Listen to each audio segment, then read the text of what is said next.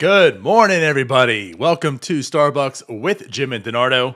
I am your host, Anthony DiNardo. With me, as always, this morning, Jim Rosati from the Northside Notch. Jim, I'm freezing, but how you doing? Doing good. Yeah, warmer in Kentucky than Florida. We just found out, so that's pretty interesting. Seriously. And I mean, obviously, it's warmer in Pittsburgh than, it's warmer in Kentucky, I should say, than Pittsburgh right now, as we would expect. It's 33 in Pittsburgh. As we found out, it's 35 in Kentucky. And right now in Jacksonville, Florida, it's 34. So, damn. Yeah, 35 in Louisville. We were supposed to have softball last night. I got out of my car; it was freezing, and then the lights couldn't turn on at the field. Turns out they didn't pay their electric bill, so games got canceled due to late utility bill. So I have to ask you this. All right, I saved it. I didn't ask last night because I want to know on the show. So when you said they didn't pay the electric bill, who is they? Is this the league that you're part of, or do you guys use some facility? Yeah, so apparently, like we use there's a softball complex that's at one of the parks here, Okay. and that's where we go. And apparently, they said they like switched up their billing, and yeah, they must have missed some payments or something. I don't understand how it happens. Like it's at a park, so like, I don't understand how you turn the power off at a park. But Right. I And have and no again, idea. that's why. I mean, I assumed it wasn't like you guys. I Yeah, really yeah, assumed it was some type of facility. But then, like you said, I just couldn't fathom some facility not paying the electric bill and getting shut off. I mean, as yeah. I I've don't. spoken to you before, I mean, down here we've played football. We used to.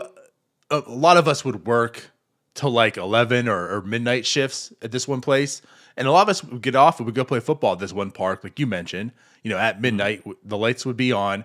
If not, we would we found a way to turn them on. But I just couldn't imagine, like you said, like some public facilities lights being shut off because they didn't pay the electric bill. Yeah, I don't understand it. It was weird. We got like I pulled in like 15 minutes before game time, and there's three fields right there, and just like pitch black, and like everybody was there, like all the teams were there. It's just like no lights. I'm just like, what is going on? Yeah, apparently they didn't pay their bill. Is what I Damn, was son. told. So, yeah. All right. Well, it was probably better off if lights were off and you didn't play. Honestly, I stepped out of my car for a little bit, just like talked to some of my teammates, and it was freezing. So I'm Yeah. happy we didn't play. But now it's just pushed another week. So now we have softball on December 15th. Mm. I mean, Insane. I'll roll the dice. I'd rather see what it's like next week, later in December than right now, because Yeah, we'll it's pretty see. freaking cold. Apparently, all across the country. So, Yeah, it's cold. and two, like even like obviously football gets really cold, but at least in football you're usually constantly moving. Baseball you're just sitting there for some longer period of times. I mean, with it being 34 Mhm. degrees, 35 degrees, do you really want to be standing there in the No, you don't. dugout, freezing your ass off, literally?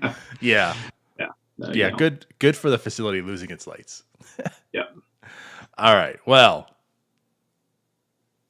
we have some. We got a lot to talk about today. Not so much Pirates. I don't think any of us is shocked about that, but the winter meetings are taking place right now. Um, Maybe just real quick, what's your thought leading into the winter meetings? Because I wasn't so sure a lot was going to happen. I mean, for one part of it was the landscape of the financial crisis, you want to put it, because I think that's how most MLB owners are looking at the financial crisis among Hmm. MLB. So I wasn't really sure how like this week was going to go as far as like transactions and such. Maybe a lot of signs would happen, much how like they were in the years past, up until last year, where there was like this big frenzy, where just like the market just held out, held out, held out. So that was part of it. The second part of it was because the winter meetings being virtual. Maybe a whole lot of action, discussion, talking isn't really going down like they are in person. But Yeah. so far, not too bad. I mean, what's your take on the winter meetings at this point, just as a general whole? yeah, well, we're 2 days into it. We've seen some moves. I feel like we haven't seen a ton of like free agent signing, but I mean, there have been signings, so it's not that there hasn't been anything. Um, Carlos Santana signed a nice 2-year deal yesterday with the Royals. That was a little surprising to see. I'm not Mm-hmm. really sure what the Royals are doing there. Um, Adam Eaton signs with the White Sox. And then we got, a Reds trade. We got a White Sox trade. Yeah, so it's definitely been active. Like, I mean, people are people are doing stuff, and there's still a few days left. So, but I was with you. I didn't really think there was going to be a ton of moves made, just because, like you mentioned, it's kind of seemed like so many teams are in this shed salary mode. But I guess when you have teams that are in a shed salary mode, that's going to open up maybe some doors for some teams that maybe don't necessarily have to shed salary. So I think that's what we're seeing right now is you've got maybe a few organizations that they actually have a little bit of money to spend, perhaps. Seeing this Other as an teams, opportunity. yeah, other teams that are trying to shed some salary, and yeah, it's creating some deals. I think another thing too, you may see more free agent signings because of all of those non-tenders that we talked about last Right. week. So you have all those, you know, a lot of guys non-tendered last week who are attractive to quite a few teams. So that could help spur a little bit of free agency too. Yeah, that's not a bad point right there too. And you know what? Like, I'm definitely with you. I think there's definitely some teams that are crying poor right now. I think we're well aware of which teams they are, and then also that there's teams that really aren't. I mean, the winter we haven't mentioned them because they haven't really done a whole lot in the winter meetings. But before the winter meetings even happened, Atlanta was one of them teams. They were signing people right off the bat. I mean, I know they're 1-year contracts, but it wasn't like they were cheap 1-year contracts. They're substantial in the sense. I mean, Charlie Morton, what, 15 million for the year, which is basically what his option was with the Rays. It wasn't like it was like, oh, Charlie Morton had to settle for 1 year, 8 million. I mean, he got a good bit of money for 1 year. So, there's definitely some teams out there that are maybe looking at this as an opportunity, which, just to tie it in here to a degree, like, what a time to be bad in the NL Central. What a time to be the I know. Pirates. Yeah. Like really think about this. The Cubs are one of those teams that are shedding salary. They haven't been really that good to begin with, anyways, for the past few years, right? I mean, they're beatable. I think they're more of a product of a bad NL Central. The Cardinals are shedding salary. They're well, you know, informed to the rest of the league that they can't afford anything. The Reds apparently shedding salary. I don't know what they've been doing. We'll talk about a little more. The Brewers, again, they're kind of there. Like, if the Pirates are somewhat decent, like, this is such the market for the Pirates to say, let's scoop up some actually productive people for cheap 1-year deals, maybe even 2-year deals, like the Royals did with Santana, and go for it. And, take this division, and yet we suck. So it ain't going to happen. Yeah. I mean, you look at just the division last year, even 4 teams made the playoffs, but none of them were really any good. I Mm-hmm. mean, you saw that once they got into the playoffs, I think between the 4 of them, they only won 1 game. Um, so, yeah, the division is certainly down. You've got the Cubs who are crying poor. You've got the Reds who are seemingly now, trying to get rid of money. It looks like they're even reportedly open to moving Sonny Gray and his new deal. So yeah, they're moving away from. I mean, they just got rid of their 2 best relief pitchers. So Right. yeah, so I can't imagine the Reds getting better next year. Uh, but but but yeah, and then you have the Cardinals who are not really looking to spend any money. It seems like Brewers not spending any money. So yeah, you've got teams that are Also, looking to possibly trade shedding. Hater. Yeah, so I think yeah, you're absolutely right. This would be a good time for the Pirates to take advantage of an opportunity. It's just they're not even in that position right now. Like they don't even. I don't even think they're.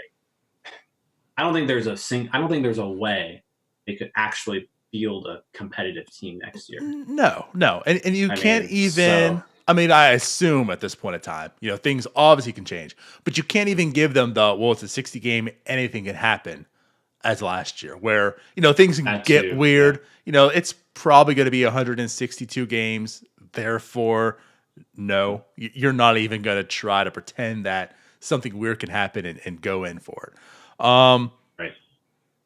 So yeah, it's like, it just makes it. Yeah. It's frustrating because you look at like the Pirates right now, kind of as they stand, they're probably like a 60-win team, right? Sure.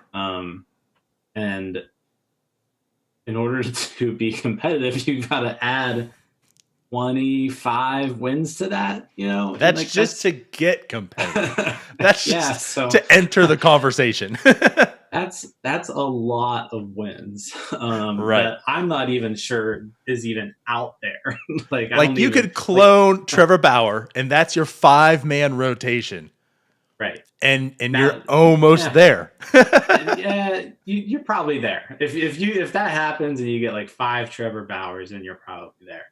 But like I said, it doesn't exist. I don't really see it happening. Also, it's just not what the Pirates are going to do. Right.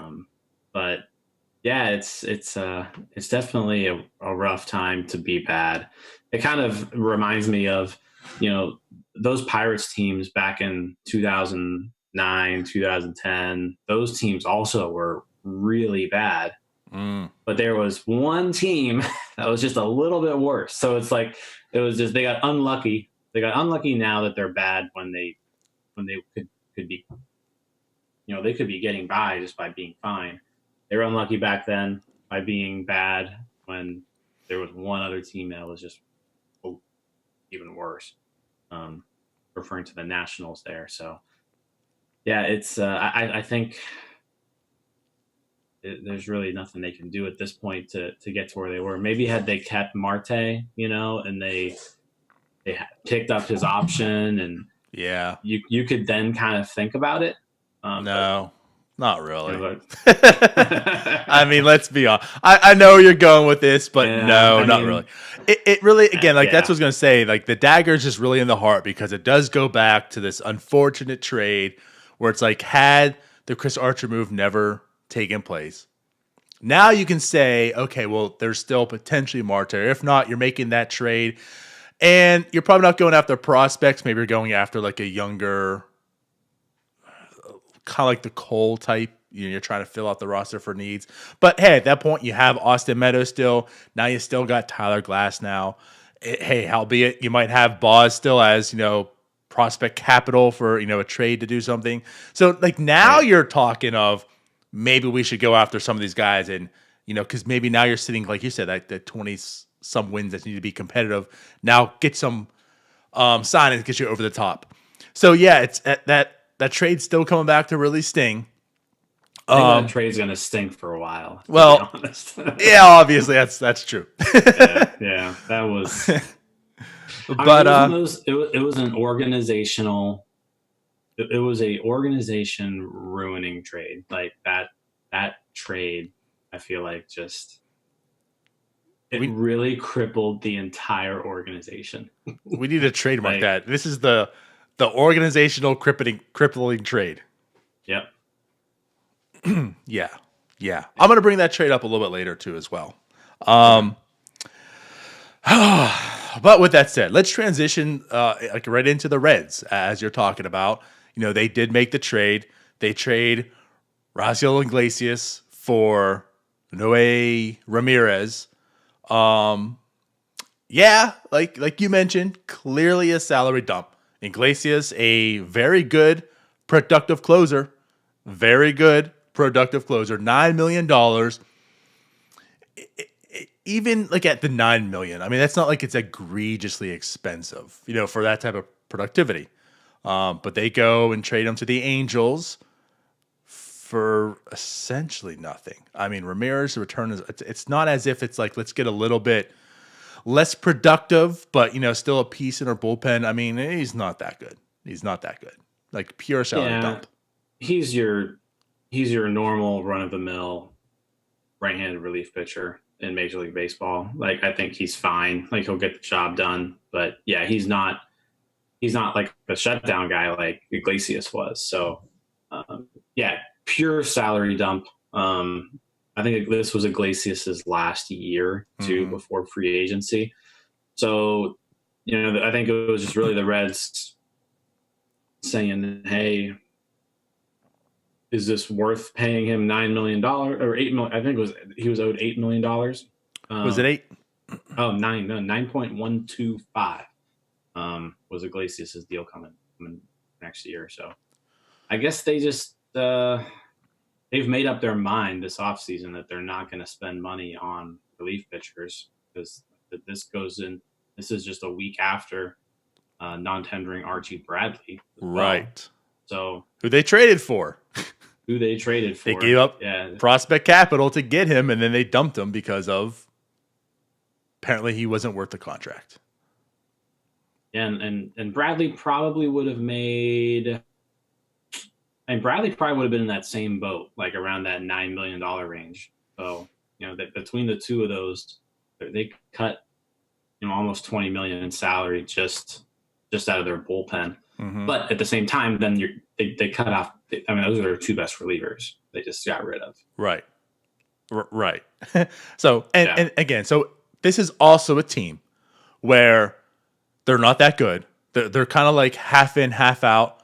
We're not really that good. They're not that bad. It's not where it's just like you just have to rebuild this club. So again, like this is the time where they could be looking at this is a gift. This NL Central is bad. We can add some really good cheapish contracts per se than more than normal. And they appear to be shedding. So the offseason isn't over. Okay. I mean, this could be a precursor. Like you said, maybe they're saving $18-ish million, close to $20 million. And they use that to reinvest. I mean, word is they're out there looking for a shortstop. I mean, for somehow or another, they've been tied to Francisco Lindor rumors. Don't know how involved, how deep those really are. But like, what if this was something where it's like, okay, you know what? Seeing the value, seeing this market, seeing the offseason that's taking place right now. If we can shed this $18 million in these two guys, which are really good, productive relievers, however, we can get back in free agency, maybe the same type of production for $10 million, right? We offer two guys $5 million. Now we save $9 million ish. We go out there and now we can reinvest that into, a shortstop. Maybe make a big trade for Lindor. If that happens, it sucks. It sucks for baseball. I get it. That's the money ball mentality and that's efficiency. And I also get that too. But I guess in that sense, good on the Rays. I mean, they're seeing an opportunity. And I guess this makes sense. But like you mentioned earlier, there's rumors out there that they're touting Sonny Gray. And if they just traded, Iglesias, they already, non-tendered Archie Bradley. And now they're trading Sonny Gray. I mean, I don't think that's really the path. And I don't know if you agree, but it seems as if you are right. Like it's more or less as like they are shedding salary. They're not going to be competitive this year. And what I want to get to is kind of coming back to something I mentioned earlier, maybe this year or whatever, but I just feel like there's so much still going on. Well, at least good for them for trying. I mean, if this is really the case that they're going, this whole rebuild, if you want to call it for them, which is a complete disaster. I questioned it from the get-go. Yeah. Why are they really trying to get good this early? Because it doesn't seem as if they're really there yet. They went ahead and did it. And I guess in that sense, it's like, well, I guess good for trying. But if this was the outcome, what a disaster for the Reds. Yeah. So what was weird about the Reds is even the years that they weren't good, they still did these little things that just made you think what are you doing this for? 2 years ago, they traded for Kevin Gossman, when they were in last place in the division at the trade deadline. It was what are you guys doing right now? And so it has been strange. They've never been fully in rebuild mode. And like you said, they did they went all in last year, really. they re-signed Sonny Gray. They brought in Trevor Bauer.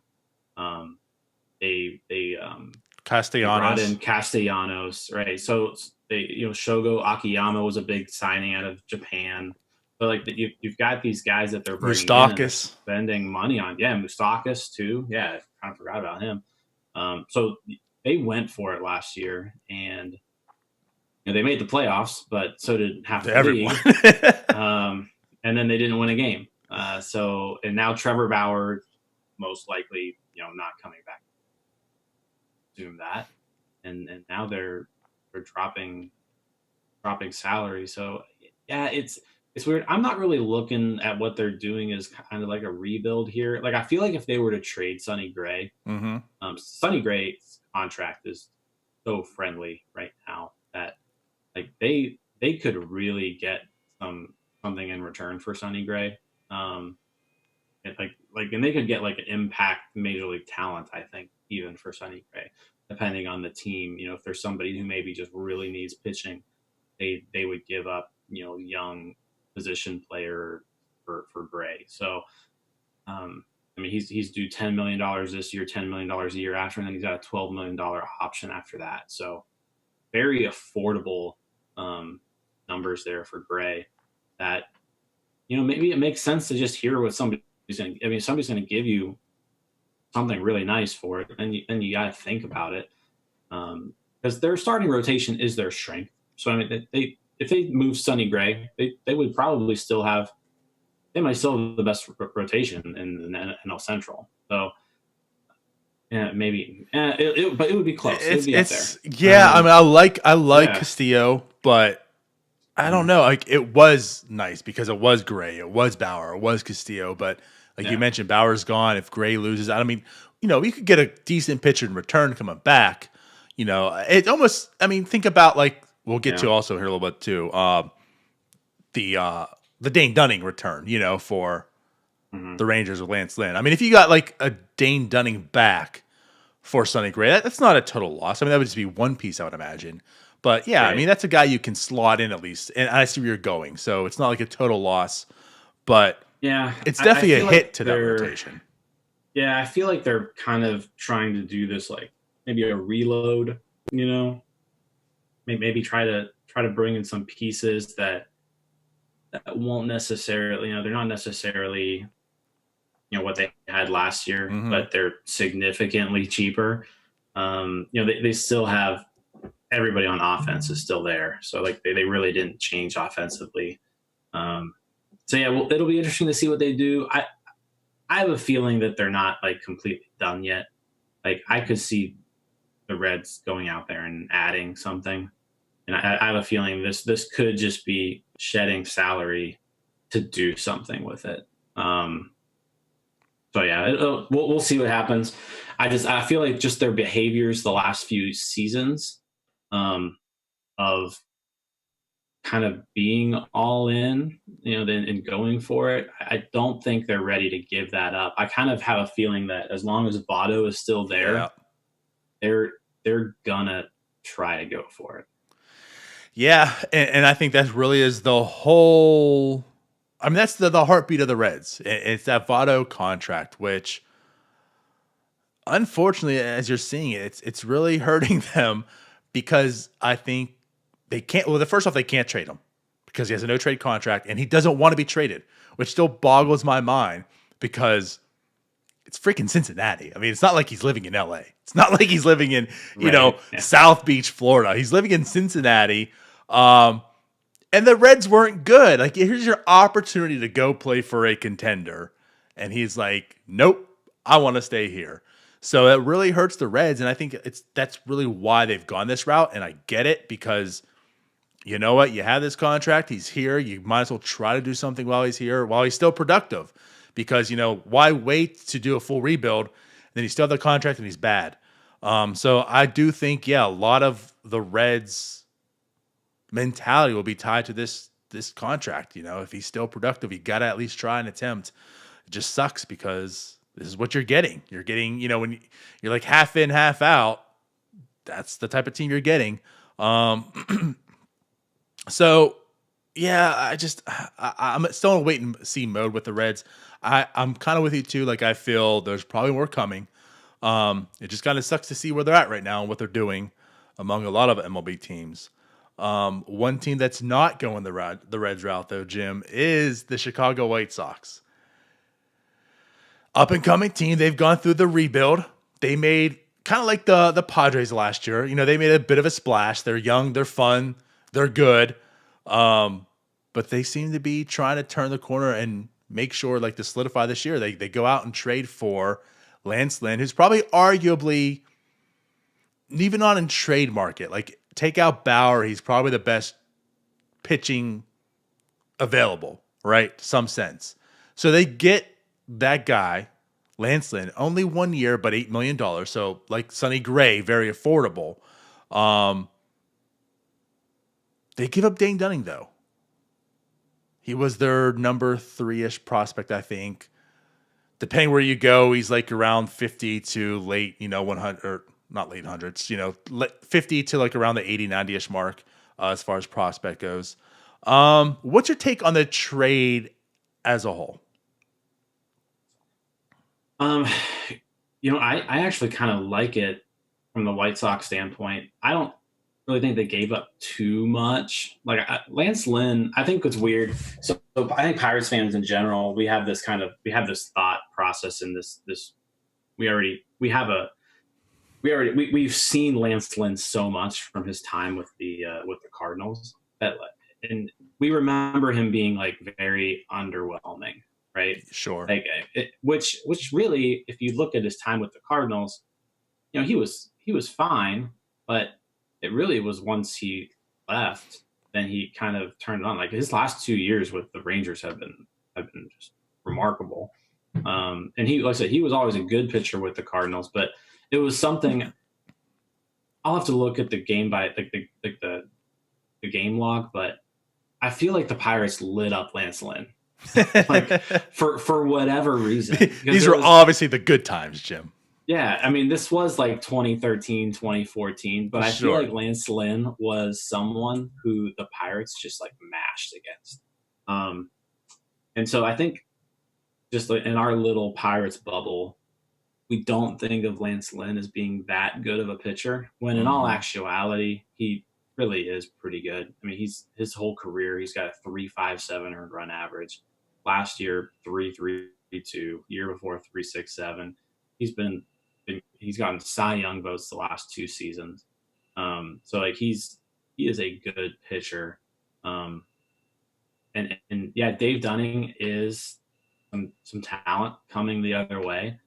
But if you're the White Sox and you clearly you just hired a manager who, you got to at least hope that you can win while he's still alive.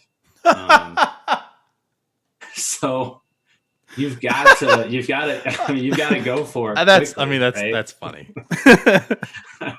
because it's true. I mean, you've got to go for it. And if there's one thing the White Sox aren't lacking, it's young arms. They've got them all. Like they've got Kopech, they've got who else is coming up there? Their first round pick from last year already made his major league debut. So As a like, reliever, but yeah, and a very, yeah, very good one. yeah. So like they've got talent there. Their offense is clearly one of the most explosive in the league. And so, yeah, if they could just shore up that rotation a little bit, you're looking at a pretty dangerous team, especially in an AL Central where the Tigers are down, the Indians looks like they're getting rid of everybody, potentially. Um, Hmm. the Royals are not good.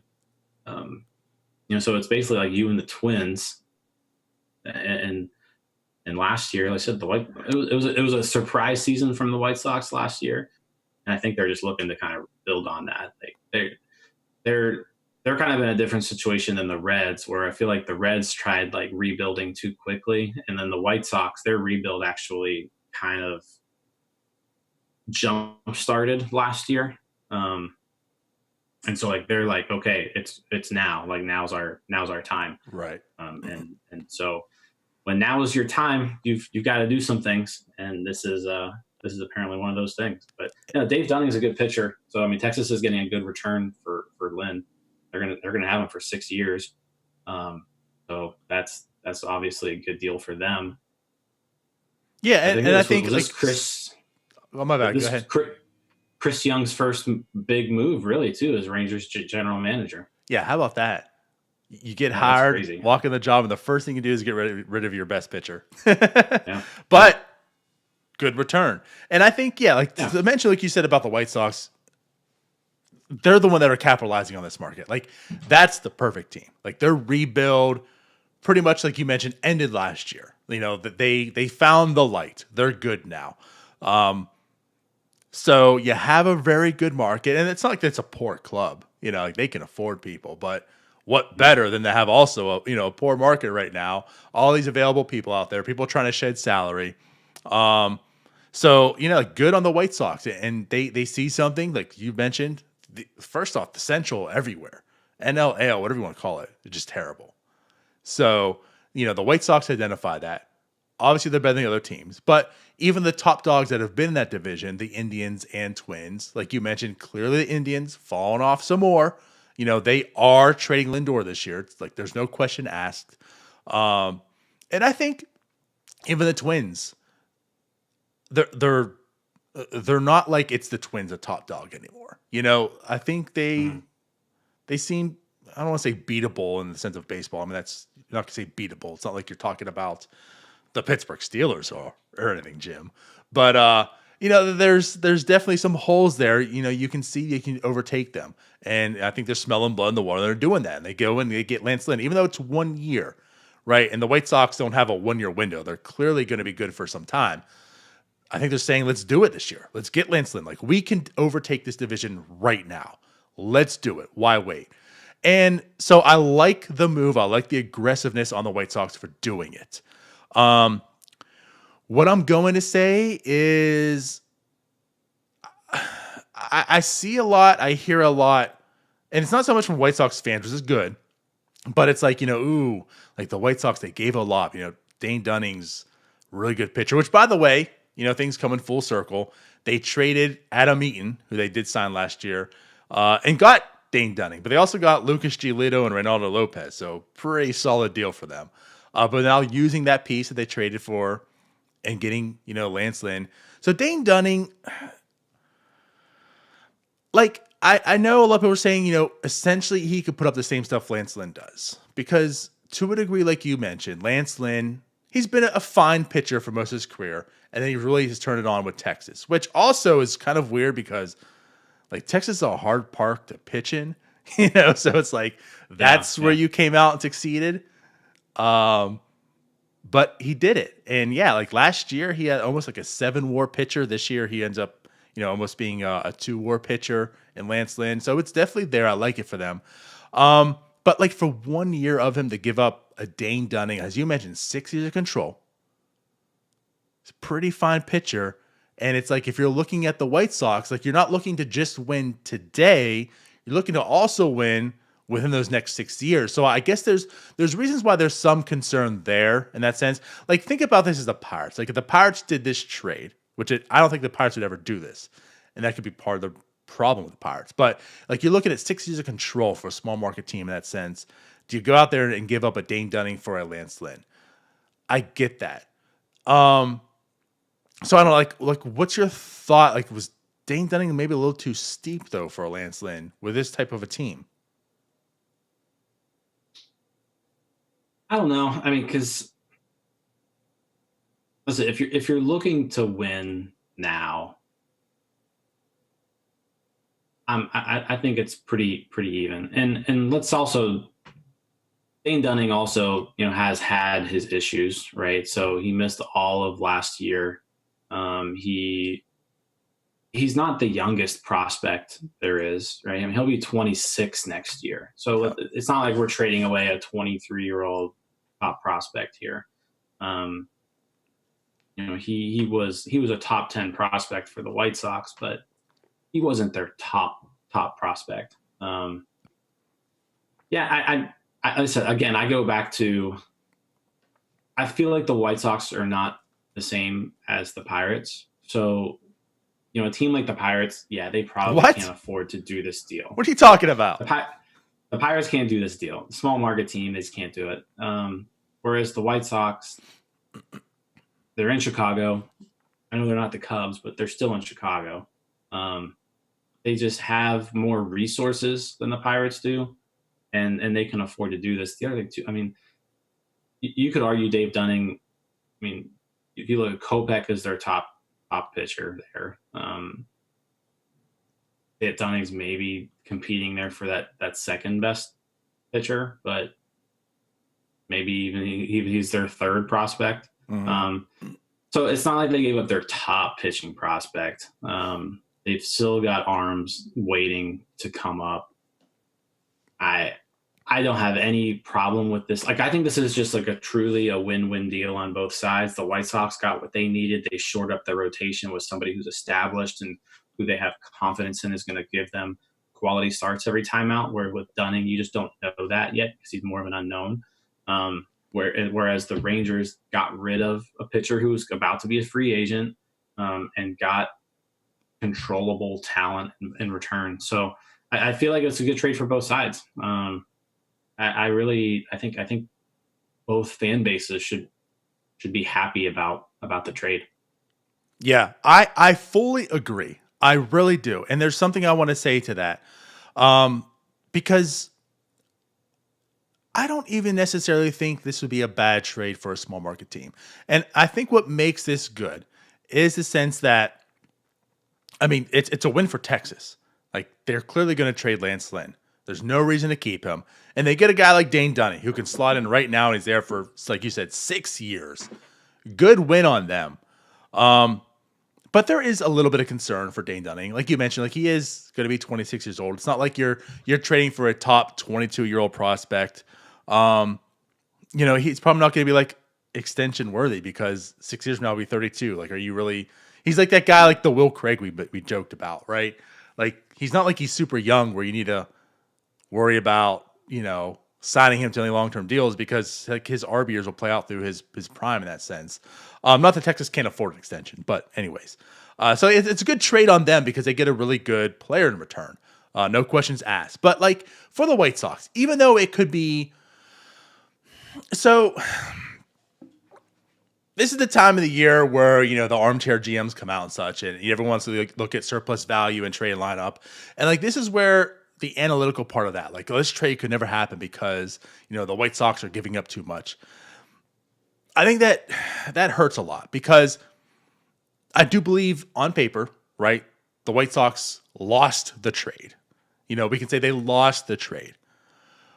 But is Dane Dunning really not expendable to them? Even though, like, sometimes it takes, you got to give up more to get what you want. Like, it's going to take more than you're comfortable with, right? As far as lose, like, you can lose the trade, but you have Lance Lynn now. So you look at this team this year, they had, what was it? I saw it and I could look it up, but I think it was what, 3? The top 3 guys had Cy Young votes last year then, right? So obviously Lance Lynn. Did Keuchel have Cy Young votes? I think he did. And then Giolito. Maybe. And then Giolito, yeah. I think it was 3 of the top, I think that's what it was. I think it was 3 of the top 7 Cy Young vote getters in the rotation right now. So, but like, the thing about Dane Dunning, even though he's a good prospect on paper that could look like they lost the trade, he's expendable to them. Like, they can afford to lose him. And I feel like even the Pirates, if the Pirates were in this position, this is what they missed on. I'm not saying they had it, but like, this is where they could miss on, because they look at and view that trade one off, right? The armchair GMs, even on Twitter and such right now, like, they view this trade one off and say, no, you know, the White Sox give too much. But it's like, did they really? Were they really losing? Even though they lose Lance Lynn after this year, you still have Giolito, you know, you got Keuchel, you got Kopech now coming back, you got Reynaldo Lopez, you know, the first round Crockett, like you mentioned. Like, what did they really lose? Is Dane Dunn not expendable to them? Like, that's how Dunning, is his best use for the White Sox is a trade chip. And they got basically the second best pitcher available on the market, whether free agency or trade. They used it to get that. And like, this rotation right now is, I'm not going to say lights out, but it's solid. I mean, this is a playoff rotation. The 1, 2, 3 can get the job done. And we know the offense is there. If Crockett stays in the bullpen this year, which, could happen, like that bullpen's pretty good. I'm with you. Like two teams can win. And you can, even if you lose on paper, you can still win. Yeah, like I said, I think both teams win. I guess I'm not as high on Dunning as maybe some are. But And that's, I think I'm he's with you. Like I have questions fine. with it. He Yeah, can be. yeah, I think he's fine. And like I think he can be a productive major league starting pitcher. But if you're the White Sox and you're looking to build a team that's going to win the World Series, they got better for 2021. Like they got better for next year. And I think that's what their goal was. Mm-hmm. They achieved that goal. The Rangers achieved their goal. They were able to trade their biggest trade chip and got some talent in return that's going to be with them a long time. So both teams achieved their goal with the trade. And I again, like you could argue Dunning may not even make this rotation. So with the White Sox, depending, he'd be fighting for a spot, right? And so instead, they now traded him for someone who clearly will be in that top 3 in their rotation and will provide them with solid starts all year long. Right. And it's funny because you keep hearing him like he's going to be number 3. He's going to be behind Keuchel and Giolito. But like realistically, I feel he's probably going to be. Giolito is, I think, taking a whole nother level right now. But I think he'll be more productive than Keuchel in my mind. I mean that's the type of talent you're getting. He's an ace on most staffs. Yes, he is. I would say if you're going through and naming the top 30 pitchers in Major League Baseball, Lance Lynn's got to be one of them. Right. Just so happens that Giolito's also there for the White Sox, which again, it's a good thing. Giolito also there. The other thing too, I did want to just touch on this because we talked about it earlier. Lance Lynn, by the way, more starts against the Pirates than any other team. The 5.31 earned run average against the Pirates in his career. Wow. That is the worst among any team he's made more than 6 starts against. How lucky for the White Sox that the Pirates decided to rebuild and not face them in the World Series this year. Boy, so they lucked out. They lucked out, Jim. Because if it was Lance Lynn against the Pirates in Game 7 of the World Series, it's over. Jeez. Adam Frazier, man, you hate to see it. Yeah, I mentioned I was going to bring up the Chris Archer trade again, and this is why, and this is here, and how. And actually, it's funny because as you mentioned, like a small market team not being able to do it. I think this is also a good example. Now, the trade was awful. Okay, I'm not here to justify the trade. I'm not here to do that. It was bad. It was terrible. It was awful. But here's what I want to say about it. Had things worked out, this is almost like that deal in that sense. Okay, if Chris Archer was the Chris Archer I think many of us was hoping to get, Tyler Glasnow was expendable. Like you know what he could be, like Dane Dunning, right? You know what he could be, but the likelihood is you're probably not finding it right now when you're in which again the Pirates really weren't, but when you're in the win now mode. If Chris Archer came over and he produced, Tyler Glasnow is expendable because you have a guy who's good, he's in there now, you have to wait for, right? Like Meadows is good, but he's expendable. Like there's also Reynolds, there's Marte, you have Polanco, there's still Dickerson, maybe make another signing. Like I think that's what I'm getting at with this trade too. Like you can lose the trade on paper, but it still could be a win. And the Pirates almost saw the same thing. Just didn't work out. So I hope Lance Lynn doesn't go the Chris Archer route for the White Sox. He's not on the trajectory like Chris Archer kind of was at the time either. But again, it's like kind of the same thing. Like the Pirates could do that. I also don't think you can compare the return in that. Like Austin Meadows, Tyler Glasnow, and Shane Baz is a totally different animal than Dane Dunning and Avery Ween, I think was the other one. Right. So not in the same stratosphere. We're talking about the Pirates traded away two top 100, two top 50 prospects, and And one another on guy its who way. was like, and one that's on its way, right? So the trade. I mean, I see you bringing it up, but it's It's honestly they're not even in the same ballpark for me. and Like, it's not. It's not. I know it's bad. Like I'm not comparing yeah, these two trades in that sense. yeah. But I The think what I Pirates wanted to trade was say is way worse. the methodology. Like Yeah, even because I think that's what we talked about when it happened too, which it was a little buyer's remorse. Chris Archer, maybe not the guy to do it for, but I think that the ideology was it can still work, even though we gave up a ton. It can still work as long as Chris Archer was good, because those guys were expendable at the point of time. yeah, If Glass now ends up being good, it's okay because we got a guy that's good now and not have to wait for it. And I think that's the methodology, the idea for the White Sox is the White Sox can still lose the trade on paper, but it can still all work out because Dane Dunning is expendable to them.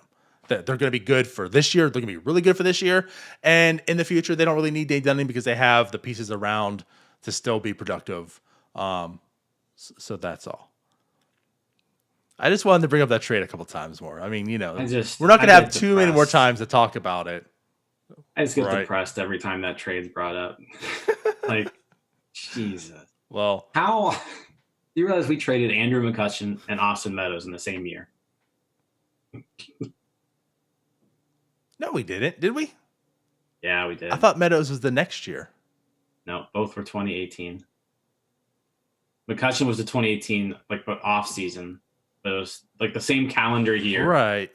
We traded the guy who was like our MVP center fielder, and then we traded the guy who was supposed to replace that guy. Well, damn. Well, at least we don't have a guy that's like Neil Huntington anymore.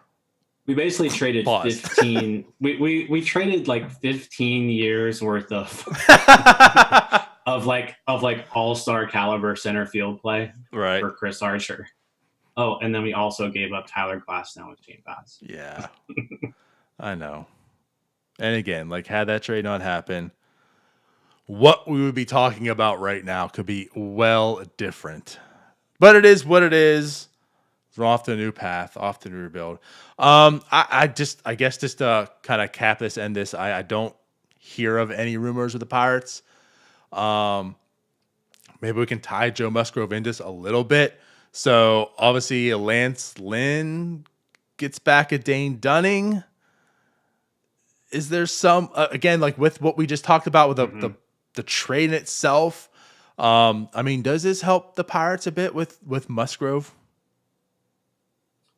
Yeah, I mean, I think with Musgrove, you've got obviously more long-term value. I don't know if a team's going to look at Musgrove and say, "Hey, this guy is as good as Lance Lynn," but the Which, value by the way, is certainly there. He's Right? not. Nobody is. Yeah, right. Yeah, Joe Musgrove is not better than Lance Lynn. Like look at the career numbers there; he's not better. Did Lance Lynn have more WAR last year than Joe Musgrove have in his career? I want to look that up now. Because Lynn was about a 7 WAR pitcher last year. Yeah, Musgrove's probably right around there. Musgrove has 8.2 for his career. So, okay. Okay. So, yeah, let's put to bed that Musgrove is better than Lynn because he's not. But the value's there because you've got 3 years of Joe Musgrove, right? So yeah, it'll be interesting to see the offers. I don't know. I mean, we'll just have to see. I feel like the return could be decent though on Joe Musgrove. So yeah, based off of this deal, I think the Pirates could get like a top 100 prospect for Musgrove. I really think that's a possibility. Now, I said they're not getting anybody like a top 50, but I think they can get like a borderline top 100 prospect, maybe another guy where that's just young and a flyer. Right. But yeah, I kind of feel like Musgrove's trade value is sort of right in line with Marte's at the time of that trade. I think 2 years of Marte versus 3 years of Musgrove, probably similar there in terms of value. So I would expect a trade that looks similar to a Starling Marte trade if they were to make a deal. So we'll see if something happens. I'm with you, man. I'm with you. And it's not like I look at the Lance Lynn, Dane Dunning trade in itself to say, oh, that's the market. But one thing I was wondering and speculating with this offseason with teams crying poor is, does that help prospects? You know, the value of a prospect now, because if they don't want to pay money, then they'll pay in prospects, which like a lot of these rich teams might have a lot of prospect capital and not dollars. And they'll say, okay, well, like, Lance Lynn's a good example because, again, he was only $8 million. And with teams not wanting to spend a whole lot, again, maybe that's also why the White Sox were looking, hey, I'll spend a little more in this prospect than what I'm usually comfortable with because he is only $8 million. And for the White Sox, too, like they're looking, he's only $8 million, so we can now go also build and get more players. Like apparently George Springer is still in the mix after Adam Eaton. But yeah, like look around baseball, like, the Rays signed Smiley is $11 million, I think. So like if Smiley's getting $11 million and that's what the cost is for like that type of a pitcher, maybe I'll spend a little more in prospects to get a Joe Musgrove who's probably better than Smiley, but also way cheaper. And again, it's not so much the Dane Dunning trade itself is what's making me feel good. It's that it's adding on to something I was hoping to see this offseason, which seems to be maybe more the case that, yeah, so like a Joe Musgrove, he is very, very affordable, very controllable. He's not bad. He's not Lance Lynn, but he's not bad. But I think what we saw last year, too, is maybe some other teams can see there's some untapped productivity as well they can get into. So, yeah, I'm with you. Like, I would certainly see a Marte type of return. Potentially just a bit better because, like you said, maybe the first piece is already in the top 100, whereas, like, Peguero crept into, like, top 100 list this year. Right. Which is good. That's comfortable. That's better than what we thought last year. Yeah, I think you're looking at a similar return for Musgrove. So let's get it done then, right? Let's do it. All right. Well, that's it. Unless you had anything else you wanted to add to the show. I think that's it. Cool. All right. Well, then we'll be back tomorrow night with NS9 Jeopardy. So tune in. The contestants have been picked tomorrow at 9 p.m. And we'll see you then. Bye-bye. Later.